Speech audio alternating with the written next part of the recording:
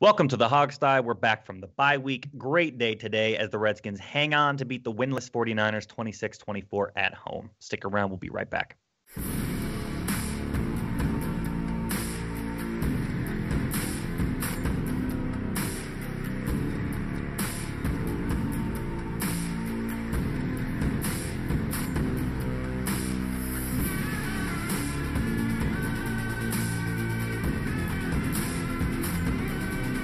By fans, for fans, the Hogsty. And now, here's your host, Sean Conti. All right, everybody. Like I said, great news today. We got a win to talk about. I'm excited to do it. How are you guys doing? A fresh back from the bye week spectacular. How are you, Steve? I'm doing okay. I mean, we got a win. That's about all I can say. At least we won a game. You know, I don't know what else positive we can say about it. I lost about 6 months of my life on that final drive. Oh my God, dude. I know. Yeah, but as many times the Redskins have done that, you would be dead by now if you lost 6 months every time that happened. Oh, sure. Well, So I think the Redskins are... what's the machine in The Princess Bride that takes your life away? I think that's what the Redskins secretly are for me, is that little machine with the water wheel that slowly saps your life away. I've never seen Princess Bride, but I'll take your word for it. What? Never seen it. Oh, man. We'll have to talk about that off air, Steve, because that's ridiculous. Well, that's actually a perfect segue, because, Steve, I wanted to ask you, the other week you talked about this idea, you don't like this idea of losing strongly, right? Like making a statement in your loss. Well, flip that around. What do you think of winning very weakly, which I think is what we did today? I mean, ultimately a W is a W, and that's the only thing that really matters. Right. In terms, they lost weakly. You're right. This was totally unnecessary drama. Okay. Mm-hmm. This game was totally unnecessary drama. They played poorly. Kirk ran up a bunch of numbers, but didn't play well. Right. We had no running game whatsoever, whose name is not Chris Thompson. Even Chris Thompson didn't run the ball well. All those yards were on screen passes, basically. Right. That's right. He got hit in the backfield 5 times in a row at one point. It was absurd. I mean, look, a win is a win is a win, mm-hmm. and we got it. And, if they had lost, it would have been a season killer, in my opinion. But they'll move on and, matriculate on to the next game. I will say one thing that came up in Gruden's press conference, which I was kind of watching before we started, is somebody asked him a similar question, and his mentality is, you're not happy about it, but it also says something about how your team's improving to say you're not happy at how you won a game. You think back to when he started, they would have been happy for any kind of win. And now in this one, he's just, well, we should have beat him by 10, not by 2. I mean, even in the darkest days, though, I would have expected the Redskins to beat an 0-5 team on the road. Even in the very darkest, lowest pits of Redskins hell, they should have been favored, and they should beat a team that's 0-5 traveling cross country to DC. Yeah, I mean, Steve, you and I are pretty good stats monkeys. We should have probably looked up when the last time they lost to an 0-5 team was. God, I didn't have the energy for that. Yeah, talk about sapping your life. That would certainly do it. Yeah. I don't know if I answered your question, Sean. I mean, but yeah, you did. Okay, you did. Well, why don't we get more into specifics and talk about the context a little bit? Do you have any game recap stats to give us? Yeah. Okay, game recap stats. We'll start with the Redskins. Kirk Cousins was 25 of 37 for 330 yards, 2 touchdowns, 1 interception, and 1 that should have been an interception. 102.3 rating, sacked once for 5 yards. Rushing as a team, they were 33 of 94 for 2.8 yards. Chris Thompson, 16 for 33 for 2.1 yards. Samaje Perine, who still gets carries for some unknown reason, was 9 carries for 23 yards, long 8.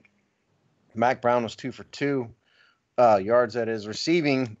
Chris Thompson was a superhero in this. On this stat, he was 4 receptions, 105 yards, long of 49. Vernon Davis, 3 for 65. Mm-hmm. Ryan Grant, 3 for 39. Jordan Reed, 4 for 37. P. Ryan, 3 for 24. Terrell Pryor, 3 for 23. James Sakata, 3 for 15. Josh Jackson, 1 for 11. Mac Brown, 1 for 11. That's offense. Let me just run through 49ers offense real quick, too. Sure. Let's just get it all the way. Yeah. Brian Hoyer started the game. He was 4 for 11 for 34 yards when he was taken out of the game. 45.3 quarterback rating. C.J. Beathard came in and replaced him and was 19 for 36, 245 yards, 1 touchdown, 1 interception on the last play of the game, 2 sacks, 72.1 rating. As a team, the 49ers were 20. By the way, if you glue the two of them together, the passing on the day, the 49ers were 23 of 47 for 250 yards with a 65.8 quarterback rating. If you put them together, rushing wise, 49ers stat there. Yeah, rushing wise, yeah. Well, not good. Not good. Rushing wise, they were 20 of 85 for 4.3 yards. Carlos Hyde, who we mentioned in the preview, was only 13 for 28. Receiving wise, old friend Aldrick Robertson, 2 for 66. Pierre, 5 for 55. And a couple of those came on the last drive. Yeah. Carlos Hyde, 4 for 47, and it goes down from there. So that is offense. Those are offensive numbers. Yikes. Okay, well, so do you guys want to talk about this incredibly inconsistent offense we have on the Redskins team first? We have to. Yeah. Okay. Yeah. Well, judging from early in the game, things looked great to me. I'm not quite sure what happened on the next two drives, but help me understand how we can just show such a wide spectrum of offensive play in the course of one half. I mean, that's a good question. Maybe you can't. I mean, I don't think anybody, none of us can really just sit here and say for sure what kind of went wrong for them. I mean, it didn't seem like the 49ers adjusted in the first half, but it seemed like the Redskins just kind of got out of sync. And if you want to say that was just not quite getting the run game going, or if that was Kirk just not being sharp at all for a good chunk of this. Like, he was sharp in that first drive, like we said. He was pretty sharp in the end, but it's fair to say probably 3/4 of this game he was not playing well.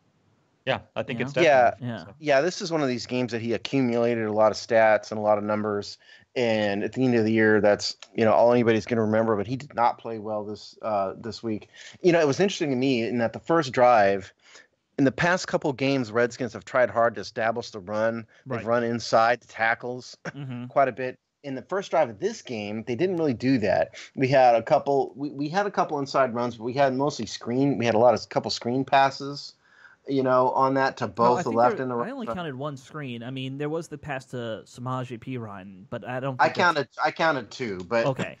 But my point is, they really mix the play calling up. This is what I'm trying to say. On the first drive, they mixed the play calling up, and it was not just a pound the ball like Jay has done in the past couple games. And obviously, the reason is, I think he probably has lost a little bit of faith in Perine, and Kelly's not there.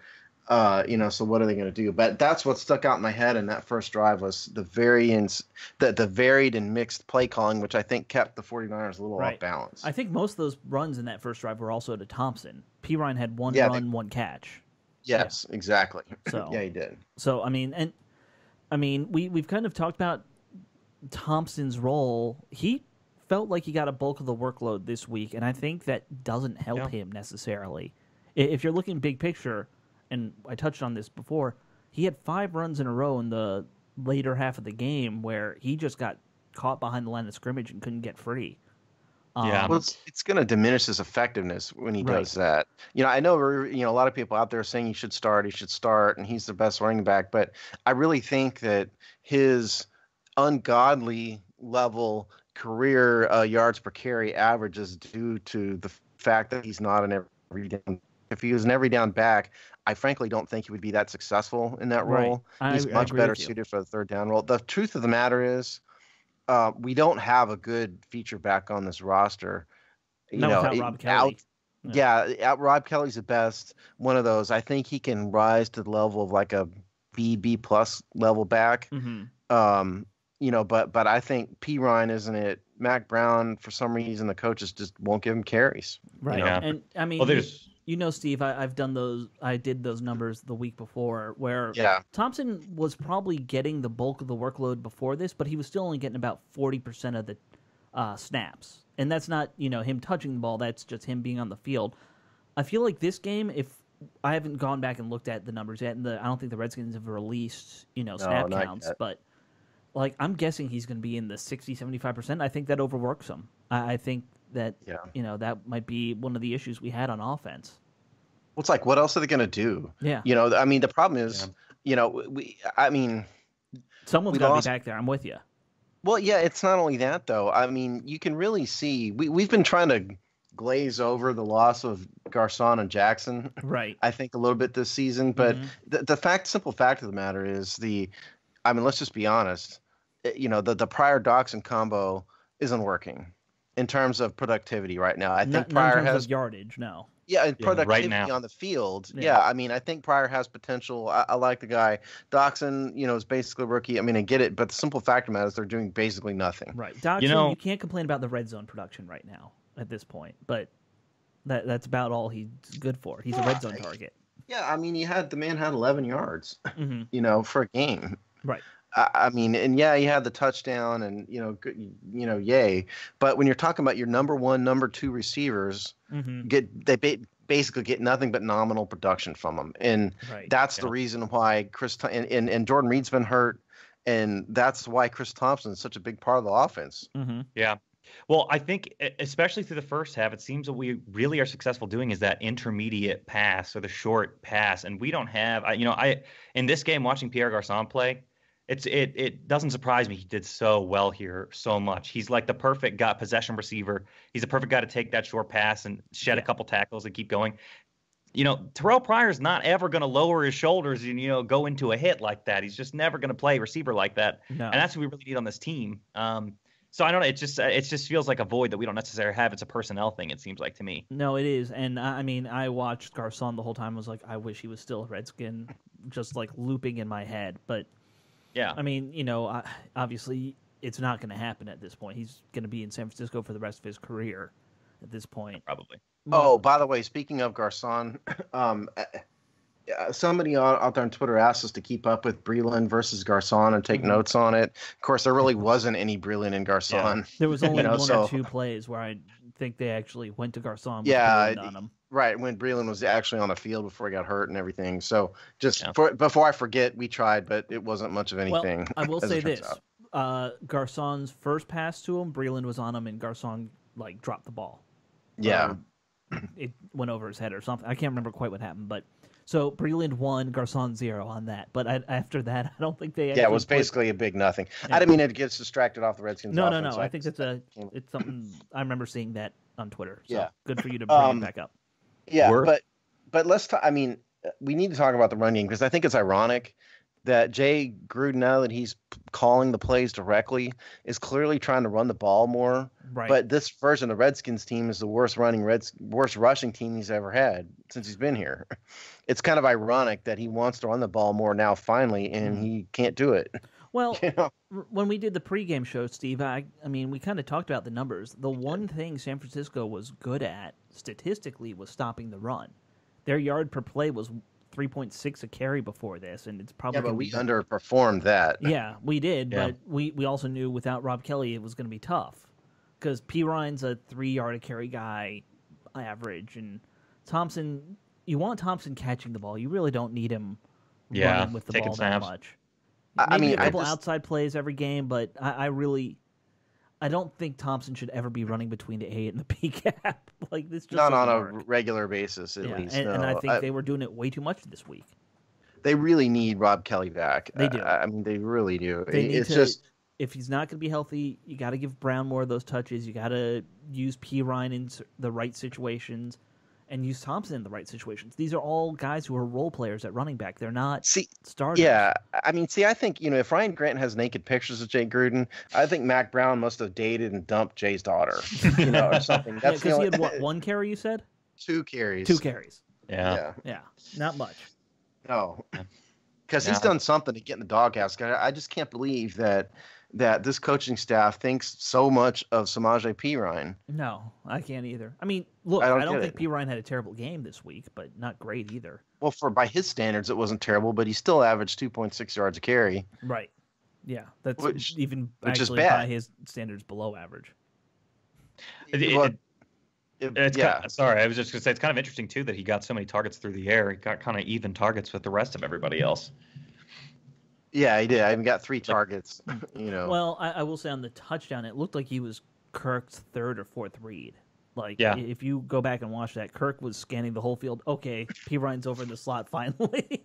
Let's hit him. P. Ryan, he would be my 3rd or 4th read too. I'll tell you that much every time. He's not a catching running back. Yeah. Can we talk about Kirk Cousins? You know what we saw absolutely. about Sure. I mean, where to start? Well, I'll tell you where I want to start. Go ahead. Those 2 deep balls back to back that both were intercepted. Yeah. Well, one intercepted and one should have been, or whatever it was. What the hell is that? Just like, is his brain not working at that point? I mean, the play calling's not great either. I know, but I hesitate to say it's the play calling because we need to go vertical to just keep San Francisco honest.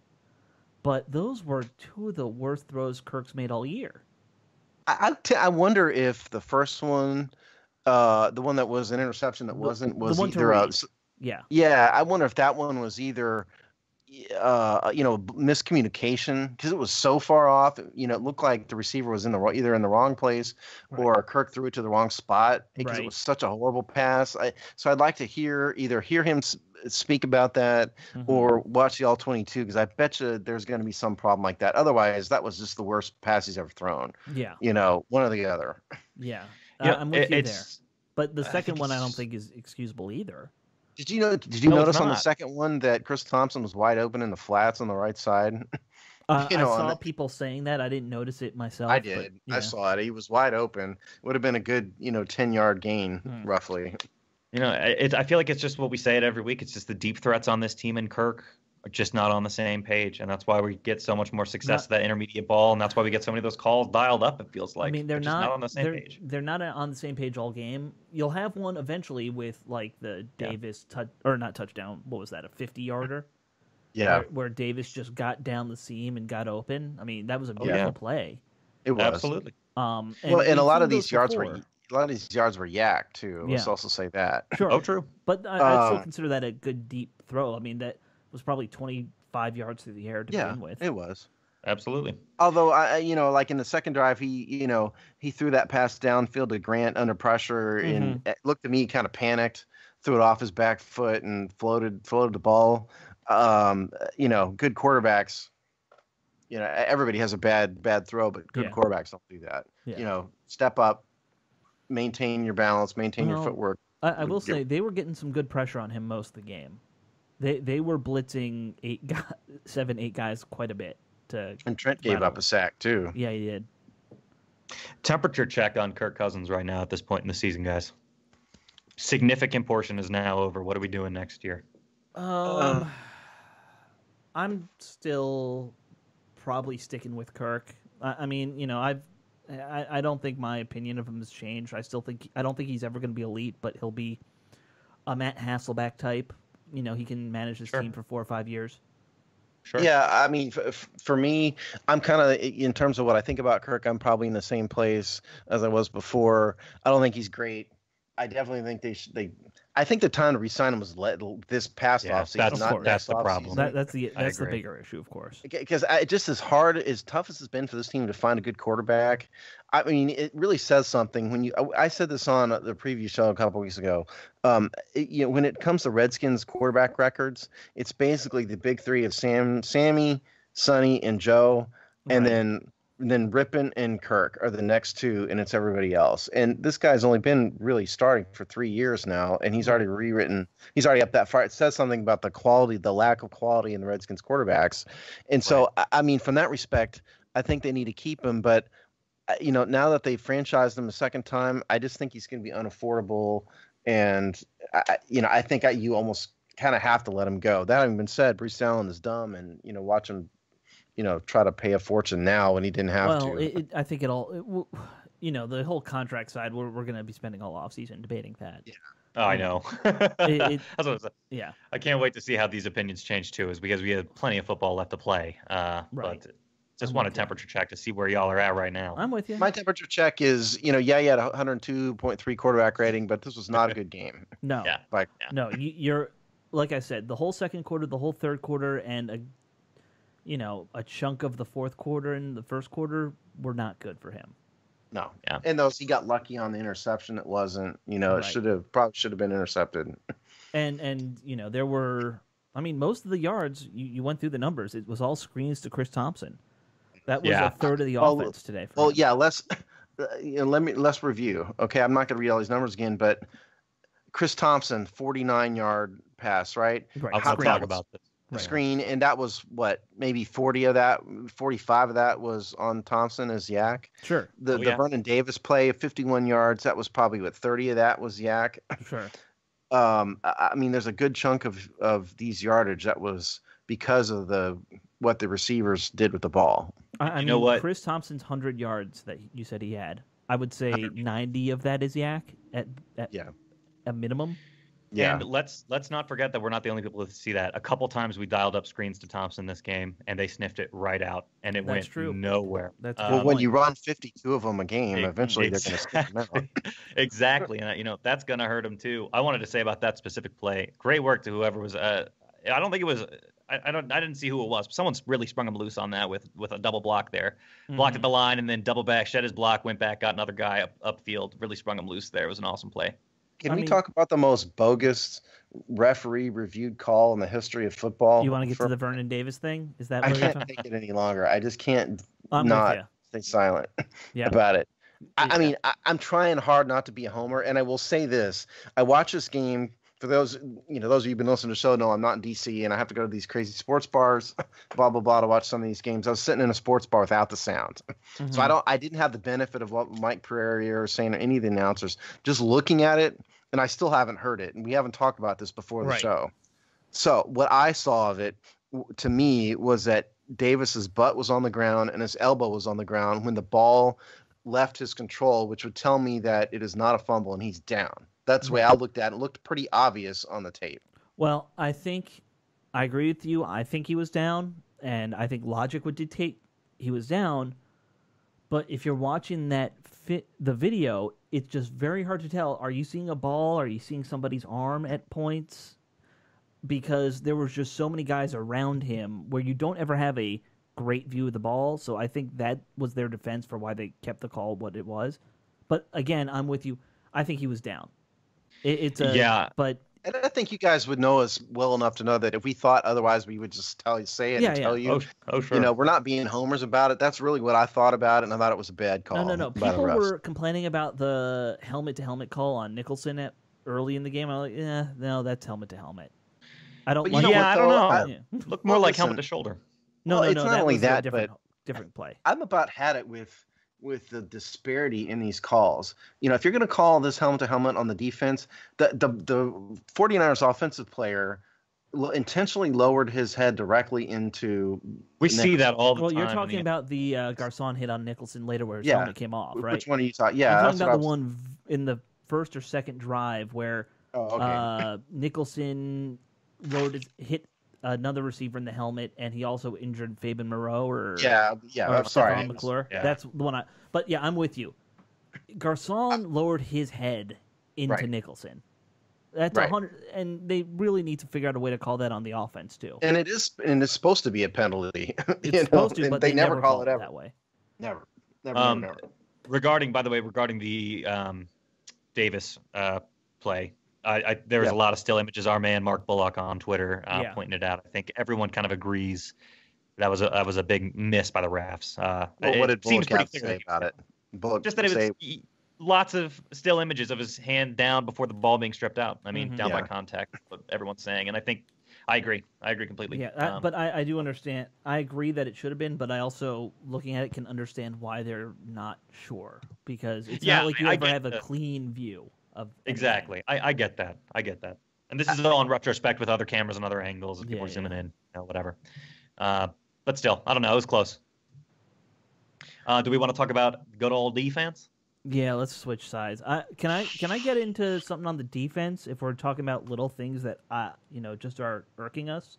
Sure. You can. The hit on Breitland. I think, and I might be wrong, but I think that was a dirty hit. Intentional. Which one are you talking about? The one on Breitland's knee. The chop block. Oh, yeah. There is no way an O-lineman feels a need to drop and hit his helmet on a guy who's 150 pounds less than him on the knee. That to me was a Shanahan 101 chop block. His father did it. He's taken up after his father. That's an easy way to get rid of the best player on the defense. I don't know. I mean, I hear what you're saying. I'm not saying you're wrong. I have a hard time assigning intent to something like that. You know, I don't know. I mean, certainly it wasn't good, but I have a hard time saying it was intentional because I just don't know. I have a hard time just because I don't even understand the rules around chop blocks anymore. Are they like? Isn't there a legal chop block as There's a opposed to an legal chop illegal? block. Anytime that you're facing the guy, it's still considered legal, I think. But it's only if you hit him on the side or on the back of the leg that it's considered illegal. But See, and this is just confusing because a Yeah. couple of years ago they like outlawed chop blocks or something. It's like, but I thought those were already illegal. Like I don't know. yeah, There's some yeah, but I don't. Well, it used to be a key staple of the Shanahan offense. You know, Right. the O-line would chop block the defensive that was line. the zone blocking yeah. offense. That's where Right. it would start. Yeah. Right. Yeah, I don't know. I don't know. It does certainly seem kind of dirty. I feel like in the context of the game, I agree with you, Alex. I mean, from a defensive standpoint, it's a big picture thing. We told you in the game preview that we thought the way to go would be to stop the run and let Brian Hoyer beat you, and that was working fine. Yeah. But the unfortunate thing was Kyle Shanahan figured that out too and yanked Hoyer out of the game. Mm-hmm. You know, when he was just so incredibly ineffective and wasn't going to beat us. I don't know how the Redskins make rookies look so good. You know, and our numbers thing. wise, he only had a Gimmick. 72 quarterback rating. Is what I say, 72.3. Yeah, but I mean, something that like that. factors in the interception at the end. I bet if you Yeah, took the exactly. interception out, that 70 Be becomes better. a 90. You know, like, it was a pretty Yeah. good game. I mean, we 72.1. I mean, we made Beathard, and Beathard was a lot better than Hoyer. He was seeing the Yes. ball better, the field better. He was throwing the ball downfield more and more accurately. Well, you but remember we in made the offseason, I was talking up Beathard. I thought he had a lot of potential to be a quality starter because, you know, Iowa's a pro-style offense. And honestly, I thought you were just being a homer, to be perfectly frank. But you were right. no, well, sometimes I'm being a homer and sometimes I'm not. It could be a little bit of both.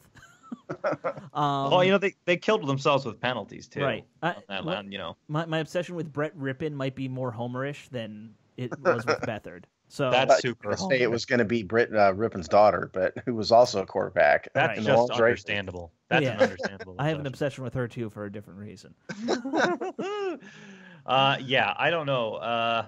Yeah, I don't know. But guys. look, the defense got lackadaisical. Number one, It's you know, just I- consistent as always. They I can't don't get know off if the they damn got field on third lackadaisical down. if it's more that they spent, what was it, 16 minutes straight on defense in 2 drives in the, second. well, if you notice that Shanahan changed his play calling up. Yeah, that too. Early in the game, it was short passes, running, anything trying to get Brian Hoyer to do something good. Right. And then once they put Beathard in, all of a sudden they started going downfield. Mhm. And the defense, I thought it kind of put the defense on their heels a little bit. Told the guy sitting right next to me, said, this is just, they need to adjust and it'll go away, because he was a Redskins fan too. And as it turns out, I mean, they did pretty well going downfield all game. It just was because of 49ers general competence that they If you lost. take a dirty hit and take out the best corner's knee, it helps you throw the ball downfield. Okay. I mean, whatever you say. What a heavy, resigned sigh. I love that. Well, it's like, okay. Okay. Okay. Sure.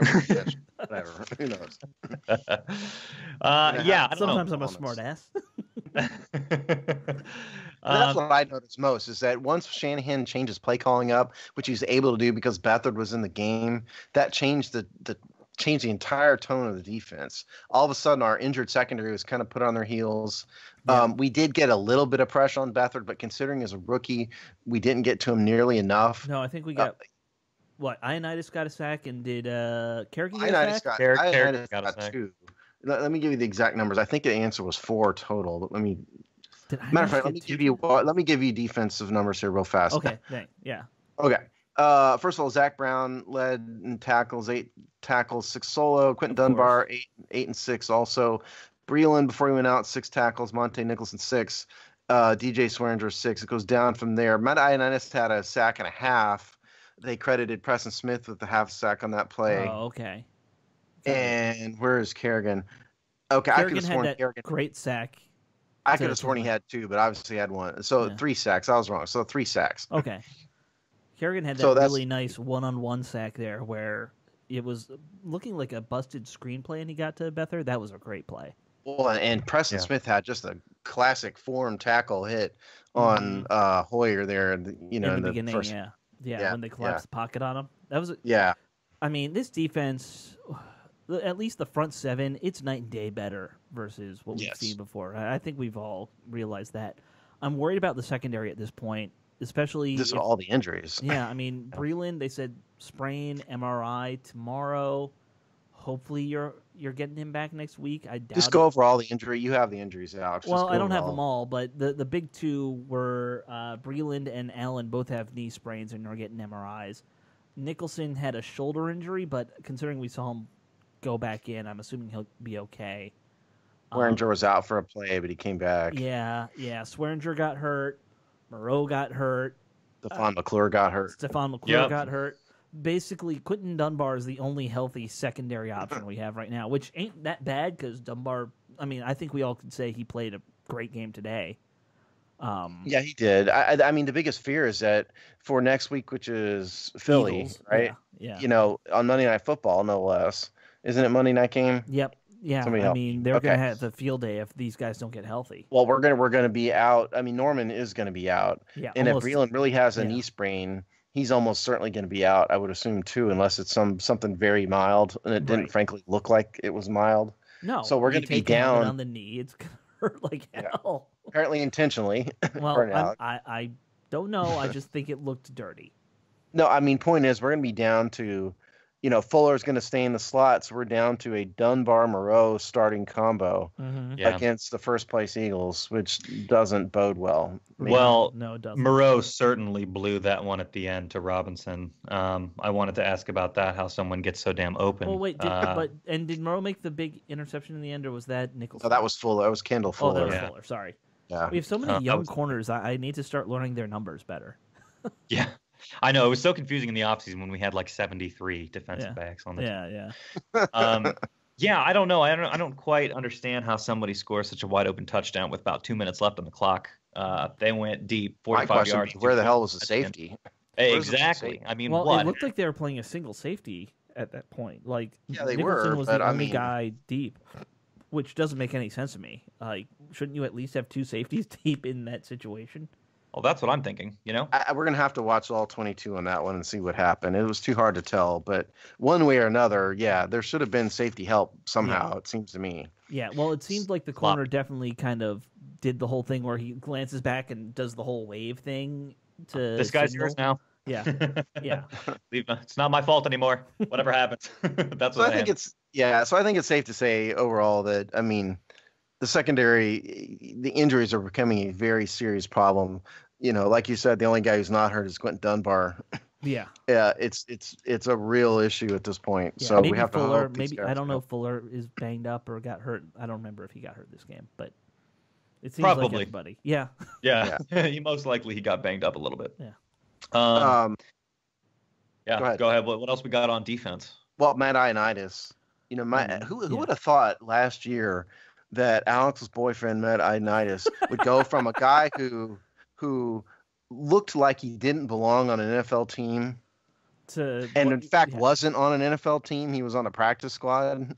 Yeah. You know, to a guy who is maybe their best or second best defensive lineman. It's an incredible turnaround. I mean, you guys like to joke how much of a homer I am to him because of the whole Temple I thing. just think you have sexual feelings for him. Putting it all out on the air today. Holy crap. Well, even I didn't expect him to be this good this year. I thought he would be a solid contributor, you know, do what he kind of did at Temple, which was open things up for the linebackers. But, yeah, I mean, he's just open something. He's just collapsed the pocket for everybody. Yeah, he has. Steve. I'm sorry. This is such Steve a weird and I have game. roles apparently. I know. Steve. I know. He's making all the weird, dirty jokes. I apologize, everybody. You don't need to apologize for being entertaining for a change. Yeah, no. And it's a good call out because that sack pushed them back on that field goal that he missed. He's just very consistent. He's making an impact. I guess the best way to say it. He is. He hasn't had really any blown plays that I remember, and he's consistently getting pressure on the quarterback, and he's making plays, which is more than we could say for anybody on the defensive line last year. No, and you know, I know we've kind of said how Allen hasn't really wowed us yet. But I think the jump he's going to make next year, like if you're thinking big picture, is going to be similar because I think it's coaching. I didn't say that about Allen. What I said about Allen, in my view, was that he's not showing up on the stat sheet, but his presence is felt. Sure, and I'm with you there. But I think he will kind of make a similar jump in a year or so. I think the key to Ioannidis has always been he's a guy who takes coaching very well, and he like when he's at practice, he's giving 100% to learning and listening and paying attention. And the difference between him and the guys we had last year, it comes down to one video clip we saw that came out from practice, where everybody on the defensive line was joking and doing like little jigs while they're being on Instagram. And you just see Ioannidis standing there talking to his D-line coach, being like, "Yeah, okay, I can do that. What do you need?" Yeah, I don't remember that specific clip, but it's something I noticed. Yeah. And the only guy left from that video is Matt Ioannidis. Which is probably not a shock. I like that. That's good. I like that. That's a good little character description of Ioannidis there. That's a good story. Yeah. And also I think yeah, because you interviewed him. Also, I mean, we need to say that I didn't think it was Zach Brown's most impactful game necessarily. We didn't see him making big headline-grabbing plays, but he still blew a coverage or two that it didn't bite us in the ass, but he did. You're right, he did. But he still led the team in tackles. Him and Quentin Dunbar tied with 8. So he continues to produce at a very, very high level. Yep. It's a keeper right there. Yeah, and he's put Will Compton just flat out on the bench. Yeah, that's a name I don't hear anymore. That's right. No, not at all. By the way, because I know people keep clamoring for Zach Brown to get a extension. Steve, can you correct me if I'm being misguided on this? I saw some beat reporter claim that we can't give Mac Brown any kind of extension this year. The beat reporter that said that was Lake Lewis, and he said it to us on our air. Was it? It was. I need to look into that because I'm not prepared to talk about it because, he signed the 1-year deal. I'm not quite sure off the top of my head why Lake said that, so I'm going to look into. I'll have an answer for that on the preview show, the Eagles preview show. Sure, I forgot that was on our show. This is what you forget. Listen to too much sports radio. Well, and that you do enough of these shows, you can't remember what the heck you said. Here's a newsflash, people. We don't know what we said even an hour ago, much less a week ago. Yeah. Right. The beginning of the show has already Breland slipped had my a dirty mind. hit, or somebody hit Breland dirty. I don't remember. It doesn't matter. We're just bad. Either one. Well, what do you want to do? You want to do final thoughts and game balls before we close out? Yeah, final thoughts. Yeah, let's do that. All right. Wait, you want to go first? You want me to go first? Okay. I'd be happy to, unless you. Go ahead, man. Final thoughts. Yeah, one of the things that I said in the preview is that the 49ers aren't that bad. This is their 4th game in a row, right? Fourth loss by 3 points or less or something. Yeah, set some kind of record of that. Yeah. Yeah, exactly. Those are the kinds of records we're used to setting. But I don't think that they're that bad of a team. I definitely think that we should have won, and I'm surprised it wasn't a little bit more commanding than it was. We were favored by 10. Exactly. This is just another thing that happened from last week where you allow a team to hang around and it could bite you. Last week it bit us. This week we held on. But, this is not a recipe for success moving forward. So, I don't know. Inconsistently, this is a team with potential that's just so inconsistent. You never know what you're going to get. I'm happy for the win, but it certainly isn't like we said at the very top of the show. It's not one of those, chest-thumping wins that you're super excited to talk about. No, my thought is, like I said in the beginning, it was totally unnecessary drama. None of this had to happen. If the Redskins had played a clean game, a good game, a solid game, mistake-free football, this shouldn't have happened. It should have been 31-10. It really should have been. There's no reason why, or worse, it should have been like this. Big picture-wise, I think the big picture for me offensively is that the Redskins have to find somebody not named Chris Thompson to do anything. Yep. Anything, please, anything. Because not one of them, including Jordan Reed, he's been ineffective and invisible this entire season. So we need to find a running game. If it's Rob Kelly, hopefully, and we need to find a receiver who can do anything. Yeah. So that's my big takeaway on offense and defense. we really have to sit and think about why this happened, why they made C.J. Beathard look so good, because it's hard to say really kind of right afterwards. But I guess the takeaway for me is the defensive line continues to impress. Yeah. Yeah. The backfield is worrisome coming out of a week like this with. And I also will say that this is the type of game that in years past the Redskins absolutely would have lost. And one way or another, they did pull it out, and so you got to give them the win. We have a win. It is a good thing. When there was 1 minute to go and we were up by 2, I was like, Detroit. That's what I was exactly what I was thinking. That was what was going on in my head. Now, here's my final thought. Can we somehow petition for a second bye week, because we are just as banged up now as we were going into the bye week, 2 weeks ago now. It feels like this team is not any healthier. And if anything, we're in worse shape already. Yeah. They need some of these guys to come back.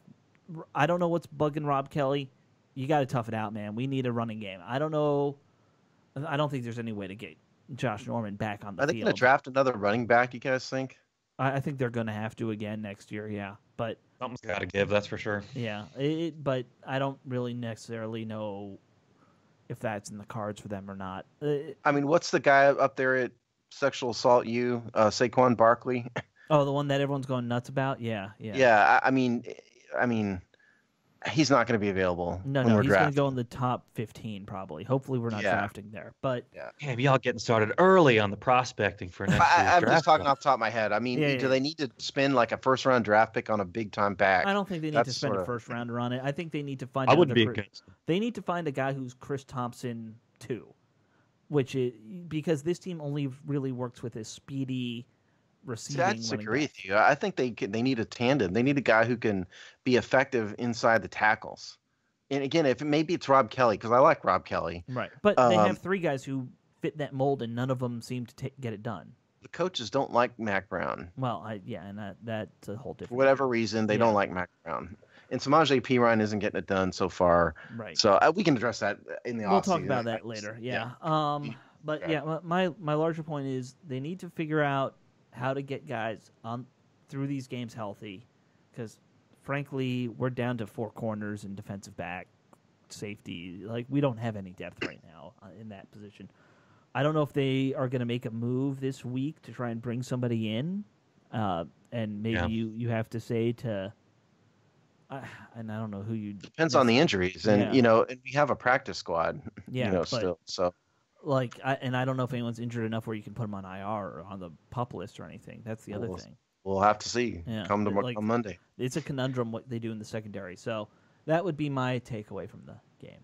Do you think that when people get signed to the Redskins practice squad, they call home and they're like, "Mom, I'm going to play in the NFL for sure next week"? Probably at some point. You know what I mean? I mean, I think they're very excited. Hey, wouldn't you be? I'd be. I mean, that was the active practice squad in the NFL. Well, don't forget, practice squad guys make over $100,000 each, so they're making a good living doing they it. Make like 100. They're making a decent living. I'm gonna push my kids to be mediocre athletes. That sounds like the life right there. I have newsflash for you. If you're on an NFL practice squad, you're not a mediocre. You're not a mediocre athlete. No. Yeah. You're the top 1%. Yeah, that's okay. For example, the total value of Fish Smithson's contract, who is the safety on the practice squad, is $122,000. $122,400. So, yeah. Sean, if you want to push him to do anything, teach him how to long snap or kick. There you go. Those guys I make like a fortune for very little. Long snapper. Or be a second string quarterback. Yeah. That's the easiest job on the face of the earth. Third string even better. Yeah, exactly. I can hold a clipboard for, $400,000. Yeah, exactly. Yeah. It's even more. It's more than that. The minimum is like $465, I think. Yeah. Yeah, I got to get to making babies, guys. I'll be right back. All right. Well, on that note, we'll let y'all get back to your lives this weekend. Well, we didn't do game balls. We're doing game balls? Yeah. We can't let people get away yet. Game balls. Okay. What are we doing? Just one? Or let me go. I'll go. You got them? All right. Doing offense and defense, or just one? We have to do offense and defense. And first of all, I'd like to give it to C.J. Beathard, but I don't know if I can do that. No, but aside from him, Chris Thompson is a clear, open, and obvious game ball for me on offense. No mystery. No mystery there. The guy was the entire offense basically in terms of playmakers. And on defense, I'll give it to Matt Ioannidis. I was thinking Matt Ioannidis or Quentin Dunbar, one of the two, but Ioannidis had the 2 big hits, and he looks great. So for me, it was Thompson and Ioannidis, with an assist in a Redskins game ball, maybe almost going to CJ Beathard. yeah. We're for that. I don't know if that's a positive game ball or a mocking game ball you're giving CJ Beathard. I'm just going to leave it there. But... It's a mocking game ball. Gotcha. All right. Well, okay, so I am actually going to give a ball to Dunbar. I think he's become a kind of forgotten guy in the secondary for a while for a lot of fans because of, drafting a couple younger guys who are projected to become starters in the future. But, Dunbar really showed that when push comes to shove, he can be a number 2 or a number 1 for us for, a couple games a year. And I think if you put him on a team that didn't have a Josh Norman, he would probably be a starter. My game ball on offense, it's a lot harder, but you know what? Perine got his first touchdown of the year, so let's give Samaje Perine a game ball for that. There you go. I like mixing it up. And I'm going to write 2.6 yards per carry on that ball. That's totally fair. He was going there. You knew he was going there. Yeah. Okay, for my game balls, I'm going to give it to Vernon Davis on the offense. I mean, Chris Thompson's the obvious one, but Vernon Davis had some great plays. I think he got kind of screwed on that fumble that got turned around. So, you know what? Not necessarily blaming it on that. I think that was a bad call. I'll give it there. Defensively, let's go with Ioannidis because we kind of said it earlier, but I really do credit him with pushing them back, getting that sack to push them out of range, and they missed that field goal in the next play. Probably won the game because of that. So I'm going to go with Ioannidis just to be a little bit different. Yes. And I'm going to give the Suck It award to Dustin Hopkins for missing the extra point that made it a game. Amen. Yeah. Amen to that. I give him credit on the long field goal, but yeah, missing an extra point. You shouldn't. I know it's further back, but you shouldn't be missing them. See, what was ironic is there's a couple ironic things that came out this week because the Redskins, we've told you guys, the Redskins sent this humongous package of game notes. It's like very, very long. And 2 notes that stuck out in my head this week were they made a big point of saying in a couple different ways that the Kirk Cousins had a long streak with no interceptions. And that was the first time of course, that got blown. And then they made a big point of saying Dustin Hopkins was leading the NFL in extra point percentage at 100%. Extra points. And that's also blown. So stop putting those game notes out, Redskins. If you're listening to this, you're jinxing us.